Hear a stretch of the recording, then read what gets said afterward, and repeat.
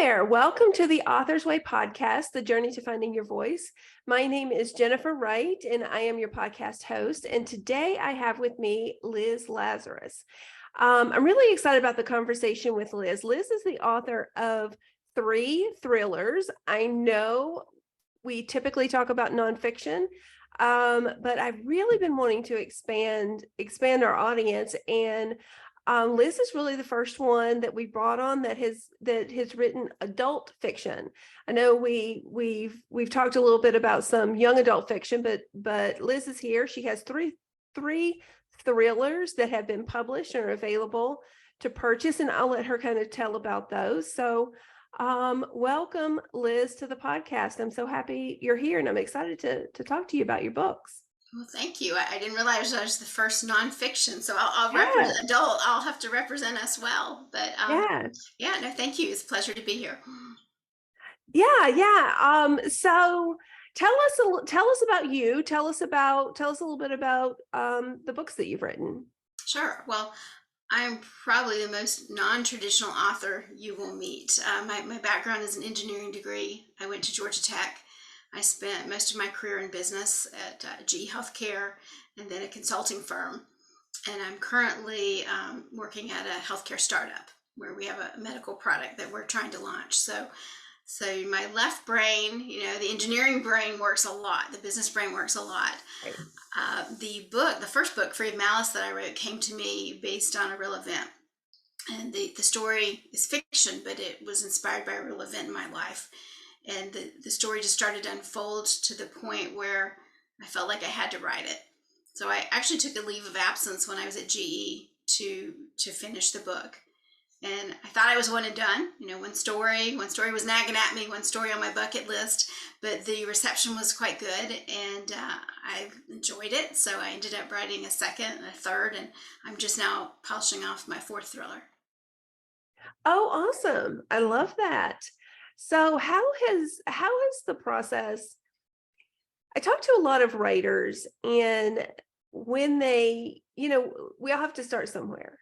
So I tell a lot of people, think of every famous writer, and at one point there was a point in time where they weren't a writer.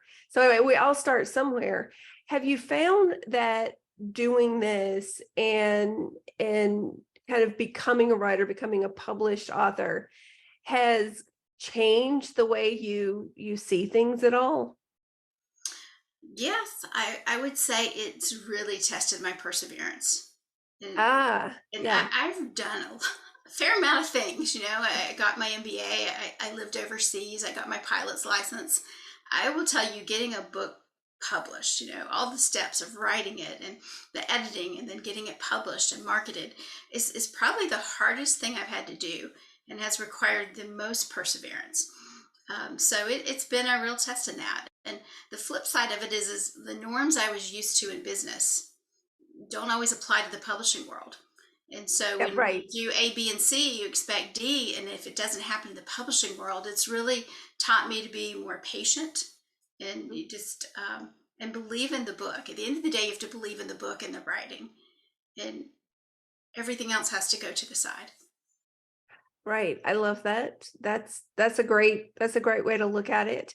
So did you went a more, I hate to call it traditional because there's so many different types of publishing, but did you go more of what we consider more of a traditional publishing route, or more like more self-publishing?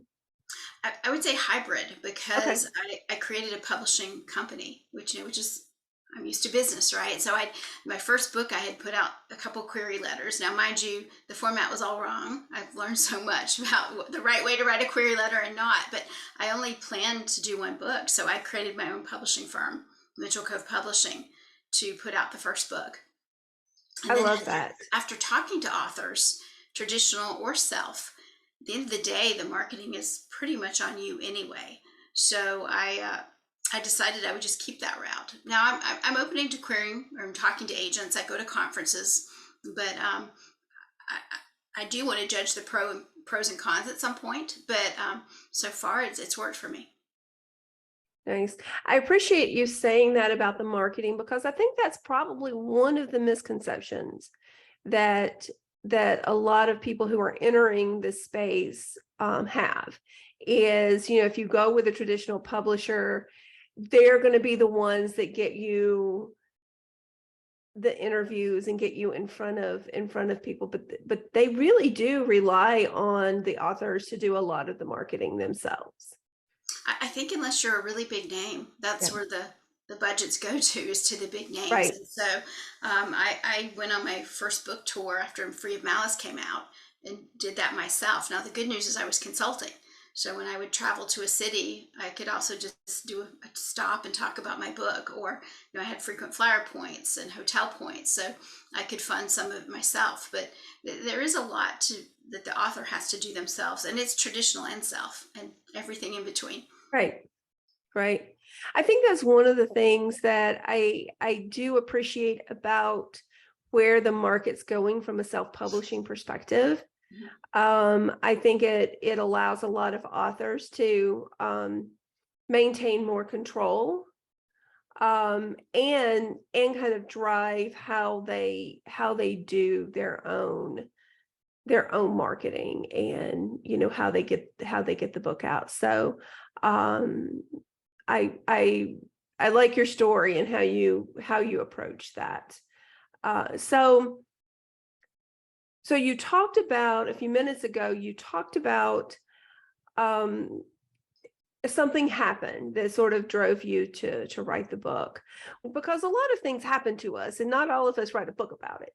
Fair. So what was it about that incident, that thing, and or was it just something kind of inside of you that made you decide? You've talked about all the different things. I mean, was it kind of like the natural thing that this is the next thing I'm going to do? I've done all of these other things, so this is the next thing I'm going to do. So what was it that really kind of drove you to take that scenario and turn it into a book? So I didn't plan to write a book. Now, my grandfather is an author of children's books. Right. James Garfield. He wrote Follow My Leader, which has been a very popular book. And I was like the editor of my newspaper, but I went to engineering school, so I never planned to be an author. But when I was in college, the event was traumatic enough that it was something I needed to write about. And so what happened, and I'll start the story with I'm fine. But a guy broke into my house when I was living off campus in the middle of the night, kicked open my bedroom door, stranger. All of a sudden, 4 a.m, I'm woken up by a stranger in my bedroom. And luckily, I had the wherewithal to fight him off. And you don't know what you're made of till something like that happens. It never even crossed my mind that something like that could happen. But luckily, I fought him off. And I don't know if he was early in his career or if I just had so much tenacity and adrenaline. And I can't even tell you how long the struggle lasted. But he left, and I grabbed a can of mace, which was the only thing I had for self-defense, and chased him to the door, watched him disappear into the night. And so the writing started as my journal, my reaction to PTSD, which I didn't even know what that word was.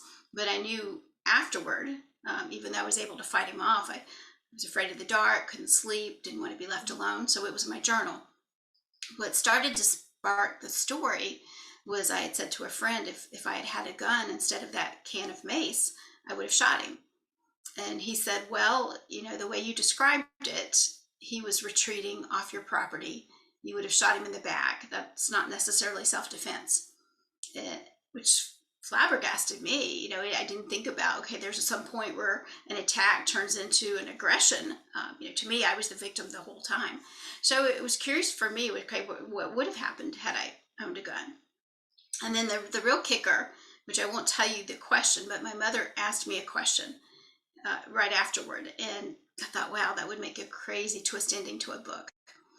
And so I've had the idea ever since this attack in college that I wanted to write this book, but I went on to do these other things on my bucket list, working for GE and living overseas and getting my MBA. And the book just kept getting put to the wayside, but it kept knocking. It kept saying, when are you going to write me? And so that's when I finally said, okay, this is a calling I can't ignore. I need to write this book. Okay. That's, we use our stories in so many different ways. And I love it that you took, this thing that happened to you and you turned it into something really creative. Yeah, did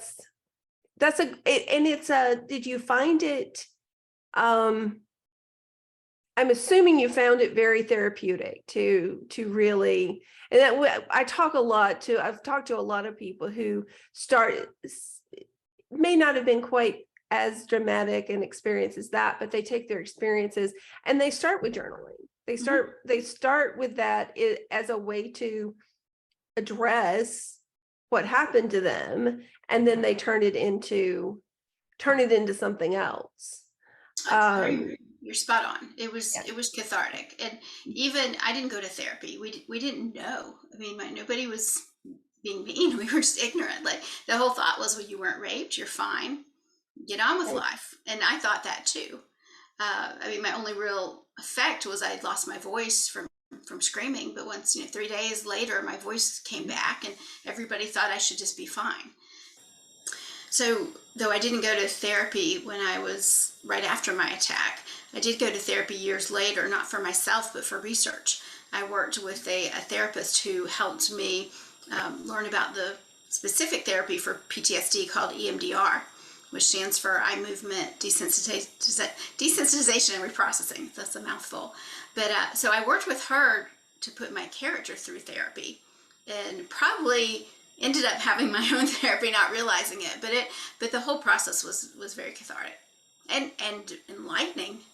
I've had so many people who've read my book who didn't realize that line between self-defense and vigilantism, and it was educational. How did you, I often get this question from people, and I'm not a fiction writer. I've written some fiction, but I'm not, that's not necessarily my expertise. I do get questions from people though about character creation. And Mm-hmm. so how did you kind of build your characters as you were creating the book? Do you have any method of how to sort of create like really dynamic, deep characters? I tend to model them after people. Okay. So my first book, Laura was somewhat me, but not me. She Mhm. was a combination of people I know. She, in the story, she works with a young black attorney because she's a journalist and she doesn't know anything about the laws of self-defense. So she gets an attorney to work with her to help her write her story. And his name was Thomas, and I modeled him after one of my best friends from college, Thomas Barnett. So, although my friend is a singer and a coach, he became the lawyer character. So early on, I modeled a lot of my characters after people I knew or combinations of people I know. Mhm. I've gotten more sophisticated these days, and I keep a whole character journal of Mm. what do they look like, what do they sound like, where do they work, where did they grow up, what car they drive. So I keep a whole character journal, and usually they're a combination of looking like someone, acting like someone else, but I morph people together to do that. So you found by creating like the next book and the next book, you've actually gotten better. Do you feel like your characters have gotten there's more depth in them, or how have you seen your characters change over the time? I think there's been maybe a little more depth. I Mhm. think what's probably gotten the better over the time is more of my plot, and Okay. some of that comes from having a good content editor. And I've had some really good Yeah. content editors. So when you think a book is at perfection, be careful, give it to your content editor, and there's a lot more to go. But I think that has helped a lot. Is things that I didn't realize could be improved upon can be. So Right. the order of how you bring a book to market also matters. And starting with a content editor is a big idea. Okay. All right. Um, the three books you have right now, they're all three thrillers. Are they a series, or is it the same characters, or have you built like different storylines and different characters in your books? Right, they're all different. They're all different. They Okay. look like a series just because the fonts are similar, Mhm. and the titles: Free of Malice, Plea for Justice, Shades of Silence. That's kind of my onomatopoeia thing now. So, Right. and even the next book is going to follow that same kind of discipline, but they're standalone characters. I know people like series. I tend to like closure. So Ah, when okay. you get to the end of the book, I want you to be satisfied. I want you to be happy with those characters and content with their lives, and you don't necessarily need more. That's plus I explore different locations and different scenarios, so that's easier to do with a fresh set of characters. Right, right. I do like that. And I'm like you. I do like there's a couple of series that I do read, but I think I tend to like kind of the same way with movies. I mean, I want it to wrap up at the end. Yeah. I mean, I'm So a yeah, I terrible like that. binge watcher because I want a movie, right? And so I become a terrible series binge watcher because I want the conclusion. And in series, you don't get it. So I've learned that about myself. I gravitate much more to movies than series. Ah, okay. Yeah. All right. Nice. So for writers who are exploring the fiction genre, do you have any advice to them? You talked about, having the content editor. What other advice do you have for someone who's really looking to either enter into that space or looking to become better at it? Well, I think you have to be passionate about the story you want to tell. For me, what kicks off a book is if I know the beginning and I know the end. All my books have a twist. It's either at the end or somewhere through it. Some of them have multiple twists. So if I know the beginning twists, I know the end, I know the main characters, protagonist, antagonist, then I can get started. Now, some people like to outline. Some people they call pantsers, right by the seat of their pants. I outline like crazy. No surprise with my engineering background, but I have a very complex Excel spreadsheet that's got the chapter, the heading, what's going to happen in that chapter, color coded, the whole 9 yards. But I like that, especially in thrillers, because if I'm dropping clues, I'm picking up those clues. So I do a lot of note taking that way to make sure that I give closure on every aspect, not just the big Right. whodunit or the big surprise, but all the little pieces as well. So I think it's figure out if you're an outliner or you just write. I respect people who could just write. I couldn't. It'd be like getting in the car and not knowing where I'm driving.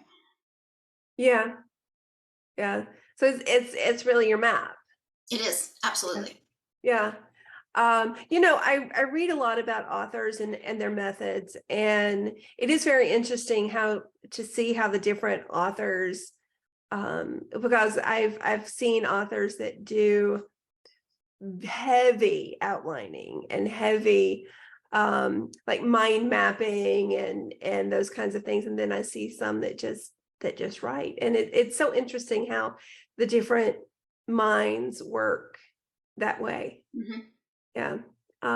So when you started your book, tell me, first of all, your first book, how long did it take you to write it? Well, Do you that is remember? not typical. The idea I had in college, and then I went and did my career, and I dabbled with it sometimes on the weekends, but it was too hard to dabble with it and then go back to work for a week and then dabble with Mhm. it, and I really did put it to the wayside. I had so many other things I was interested in. When I took the leave of absence and really got serious about finishing it, it was about 3 months, which Okay, was really quick. But it was that is probably because it really was quick. bottled up in me for so long. The other two and now the third one have taken about half a year. They take about 6 months from when I say I'm really going to work on it to when I'm done with the first draft, at least. Okay. All right. So when you're getting started, and this may not apply to the first book because there was such a period of time. What is the thing? Is there something that you do? Is there some method that you use? Because I've been talking a lot about the getting started process. Mm-hmm. Is there something that you use to help you go from I haven't started the book to now I'm working on it? Because we get in our headspace a lot, and there's a lot of things that happen that keep people from starting. Mm-hmm. So is there something that you use to kind of trigger that process? So you're like, now, okay, now the book it's real and I'm working on it. I think maybe nobody's asked me that before. It's a great question. I think for me, it's two things. it's starting the outline. Mm.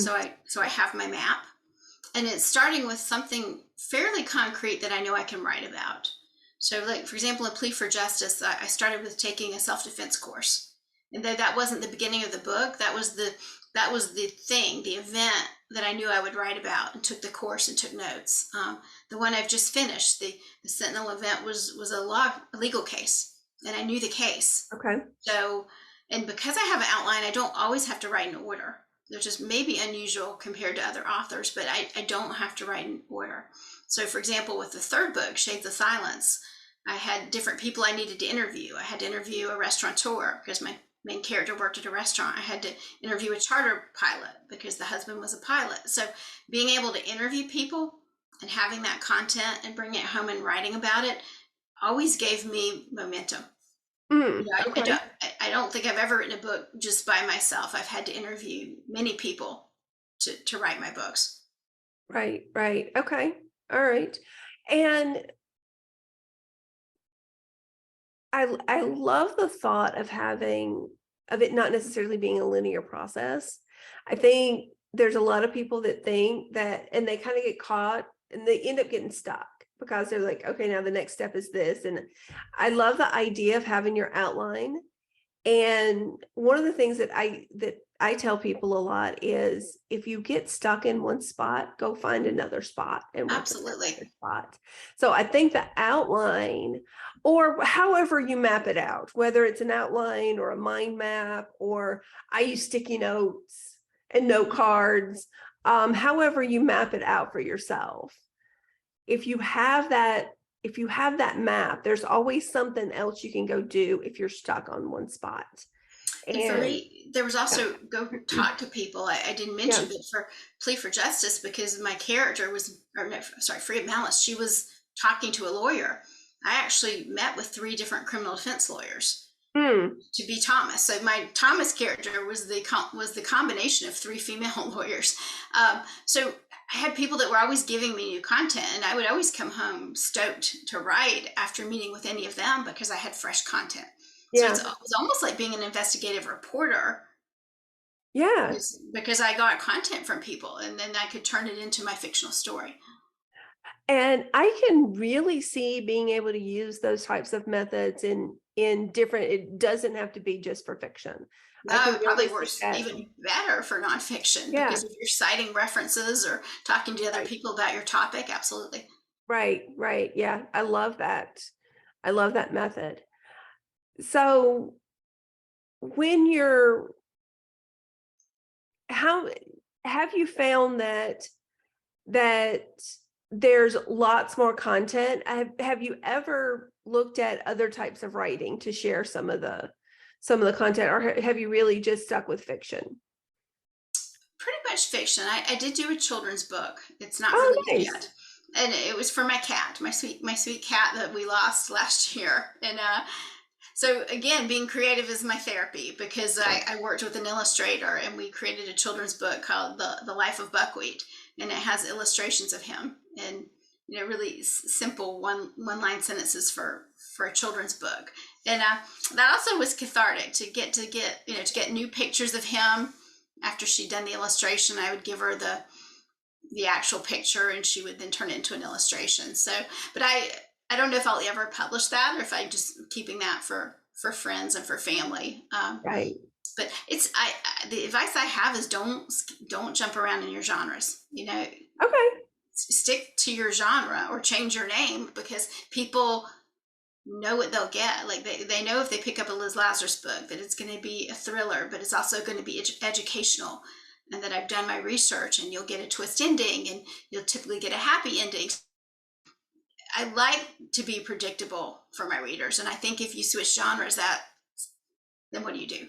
Your reader doesn't know what they're going to get. I think that's good advice. Yeah. So, nice. I love this. I love the fact that the research that you do. So you do really set the expectation for your readers that this is not just stuff coming out of your brain. You've really done the research. You really have the information for them. I really enjoy reading books that have that kind of information, because number one, like you were saying, it's educational, but it also creates interest in so many other topics that I never even thought I might be interested in. Mm-hmm. Yeah. So there's a lot of different layers to it when you take that approach. Well, and I find if I find it educational or something I didn't know, then I assume the readers will too. Right. Whether it's self-protection techniques or just people's career. My current book, the one that's in process, my main character is a vet tech. And so I met a woman. It was actually part of my day job. I met her. She was a rad tech, but also a vet tech. So she did radiology and veterinary, and found out she was a reader. And I'm like, can I pick your brain? I'm writing a story, and I just happen to need a vet tech. And I find that happens to me all the time. If there's one sign I'm on the right path, is like when I need something, it almost feels like it drops in my lap. But after, she would work with me, and she was a delight. And the stories she would tell me, and the things I learned about her life of being a vet tech, especially dealing with the owners, not necessarily the animals, it was just so interesting. And a lot of that is in the book. Okay, I like that. So you did mention that you have a fourth book you're working on. Mm-hmm. You remind me of a lot of people. The first book is, I meet very few people that aren't working on a second book after they write their first book, because it becomes such a fascinating process, and you find out that you have so much more stuff to share. So you said at first that you had not planned on writing more than one book. Mm-hmm. What sort of drove you to now say, okay, now I've got a second book, now I've got a third book, now I've got a fourth book. Mm-hmm. I imagine you probably have a fifth and a sixth, and once you get past this next one, what have you found has sort of driven you to continue that process? Mm-hmm. Well, not only was I not writing a second one, I mean, I absolutely 100% was not writing another book. It was, and my friends tease me about it now when I tell them the fourth book. And to a T, they say, I remember when you said you were never going to do another one. And because it's so hard. And, in writing it and getting through the editing and getting it published is 20%. Then you got to do all the marketing. So it was just so hard. And so, but what changed my mind was really two things. One was unexpected reviews. I had a lot of reviews that said, can't wait for Liz's next book. Loved Free of Malice, can't wait for the next one. And I kept thinking, well, I hope you read it slowly and savored it, because there's not a next one. And then I met a specific woman, Jennifer Ross, at a book club. And she was at the time, I think she was a detective. She was captain, because she was lieutenant and went to captain, but she was at a book club, and she invited me to take the RAD class, which was the self-defense class. And I thought, well, that could be an interesting topic, cornerstone for my next book. So when I went to the book club, and everybody was, clamoring that they liked it and wanted another book, and then I had something I could sink my teeth into for the next topic, and I had a resource that would help me. That made me think about it. And the ones after have come easier. Each one that I've written has been easier than the one before. And part of it, you learn techniques. You learn how long it needs to be. Like, don't overwrite. It usually 80 to 90,000 words. Right. So Free of Malice was 120,000, and I had to cut. Now I don't go past 80. So those types of things you learn. But it was the reviews. And authors will tell you, we never get tired of a good review. Right. Because you don't know if your baby's ugly. You think your baby's pretty, till some days you read it and you're like, yeah, and then some days you read it and you're like, oh man, that was good. And but you don't know. And so when other people tell you, that's very validating. Yeah. Yeah. We all want to hear on everything that we do that we're True. we're doing a good job. So yeah, and that's one of the great things about books, I think, especially like on Amazon and the different sites, is you do have such an opportunity to hear back from your readers. Mhm. And so it's not always great, but the good reviews are very fulfilling. Mhm. Yeah. Well, and I use beta readers after my content Okay.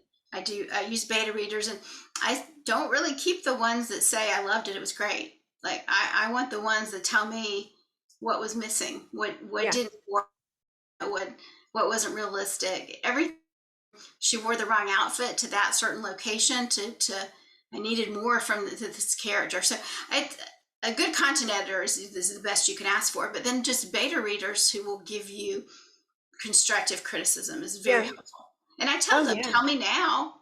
Well, I can Right. still fix it. Don't tell me when it's published and I'm getting the same, Right. yeah, same reviews, right? So, Right. yeah. Right.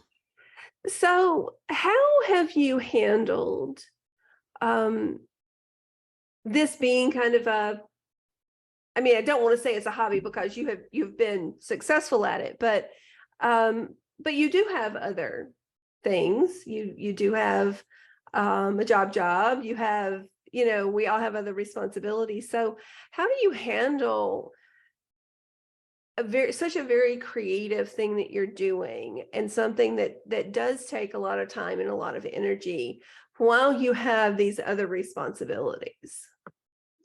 It comes kind of like a sine wave. When I was writing, well, I took time off for Free of Malice. For Plea for Justice and Shades of Silence, I was consulting. And so I could do a consulting project, earn some money, take a break, and then do some. So I had the type of job where you didn't have to be there 5 days a week, all day long. I could do a chunk of work, stop, write the book. And that's actually what happened with the one I just wrote. Is I was working pretty much full time until June of last year, and then that project stopped, and so I was able to take 6 months and write. So, and now I'm back at helping with the startup. So I kind of jump in and out of work. I Okay. find it very hard. I mean, it's almost impossible if you've worked a full day to come home and be Yes. creative. So I need my creative time. I need my days, and Yeah. it's the time, but it's more the energy. Absolutely. Yeah. So And I think that's one of the challenges that a lot of people who are trying to write, whatever they're trying to write, run into, is finding the time and the energy to be able to get focused enough and there's to the continuity too. Like when I was write. trying to write the first one, I would spend Saturday rereading what I'd written so I could write more on Sunday. So for me, I need to keep the continuity of what Yeah. I've been writing. And when you have to chop, got too many other things interfering, I find it more frustrating Yeah. than just wait till I know I'm going to have a quiet block of time. And I know it's a 6 month block of time can get me through a book. Now, I don't put a book out every year. That's just when I retire full time, maybe I will. But I can make it about every 2 years to get a book out. Okay. All right. So just a couple more questions. I appreciate your time. I appreciate what you've been able to share with the audience. I think it's great information, and I think a lot of people will get a lot of good stuff out of this. But what have you enjoyed the most out of this process? A couple things, and you're asking great questions. This is a really fun podcast. It's been the creative process of like putting a puzzle together. To me, the book is a puzzle, and it's a big puzzle. It's an 80,000 Right. word puzzle. So it's the putting it together is fun. So I enjoy the creative part of writing. Um, I've enjoyed the people I've met, whether it's been other authors where we commiserate together this crazy business. There's almost 1 million books a year published, if not more. Depends on the Right. statistics you look at. And so it's a very competitive environment. So just to talk to other authors, I've enjoyed the fans that I've met. I mean, I have some great super fans. Some I've actually named characters for to thank them. So just even be able to name characters is fun because I can give a nod to someone I like, or, want to, Mm, like my third book, I combined two women's names that I admire to make one character's name. So I do that a lot. So just the freedom to do so much with it and the people you get to meet. nice, nice. So what's next for you? Do you have anything? You did mention a fourth book. So what else do you have going on? Well, I took Shades of Silence and turned it into a screenplay because so many people would tell me your book should be movies, and I'm like, well, thank you, but I'm not Steven Spielberg, or like I can't snap my fingers and there's the movie. But I thought, well, I can at least write a screenplay, which is a whole different process. It's a different format. It's you have to take a 300-page book down to 120 pages. Right. But I have done the screenplay. I am going to a conference in New York in May where I'm going to pitch it. Okay. A couple folks. The fourth book is through the first content edit. I've got to get it to the beta readers, so I've got to take it through its process. So the fourth book will be coming out. I can't say when, but I have no clue what the fifth book is. I mean, like you said, it's probably there, but I have to get sparked with who the characters are going to be and what the story will be. And this the one I'm doing right now. I'm like, how am I going to top it? Like each one I actually think is better than the last. So I'm a little worried how am I going to top the one I just did, but I'm sure you'll find a way to do that. Yeah. Yeah. So let's hope. you never, I mean, I like that my reviews keep getting better, right? You never want to like, I love that. You want your sophomore effort to tank, but so far they haven't. Right. Well, thank you so much. One last question. I always ask this question to readers because I'm always fascinated by the answers. What are a book or books that you have found inspiring yourself, or anything that you want to recommend to the readers? Because I always say, if you're going to be a writer, you got to read. You got to see what other people are writing about. Well, and read, I do a ton of audiobooks because I travel a fair amount. So I do a lot of audiobooks. Although I will tell you, I think I could comprehend more when I read versus listen. But I still do a lot of audiobooks. One of my favorite authors, and I got to meet her, is KJ Howe. She writes, I call it like the female James Bond. She does fantastic research, riveting stories. Skyjack was her first book. And she's just such a gracious mentor. So not only did I love her writing, but then when I got to meet her, I found out what a helpful mentor she's been as an author. So she's my favorite author. I'm reading right now Prince Harry's book. Listening to, which is quite long. It's 15 hours audiobook. But you made me think about it when you talked about catharsis, because I know that had to be cathartic. Hearing what he went through. Had to be cathartic. And I don't think he meant to be too critical to the family. He is, but I don't think he meant to be. He just needed to get his story out. And I understand that. Right. Well, and I also believe that we have to take our own path. And sometimes it does involve having to, kind of say your truth. Mm-hmm. So, not everybody likes it, but you have to, sometimes that's what you have to do. So, yeah. Well, thank you so much. I appreciate it. Thank you for sharing the authors. I've not heard of the one. What was her name again? KJ Howe. Her name's Kimberly, but her. Okay. I'm going to have to check that out. Yeah. Really, really dynamic, tons of research. And I like seeing a female who gets to be the lead character and the strong character. She's absolutely, and it's a series. There's 2 parts. Yeah. Awesome. I will definitely check that out. For the audience, we will put links in the show notes so you can get to Liz's books and can access those and purchase them. And please reach out. There's lots of ways you can reach out. That information will be in the show notes as well. LinkedIn, website. So I would love to hear from you. Would love to hear about any topics that you would like to hear from our guest. Would love to hear, what you think about the podcast as well. So I appreciate you joining us today and listening as Liz shared some great information. And until next time, this has been The Author's Way.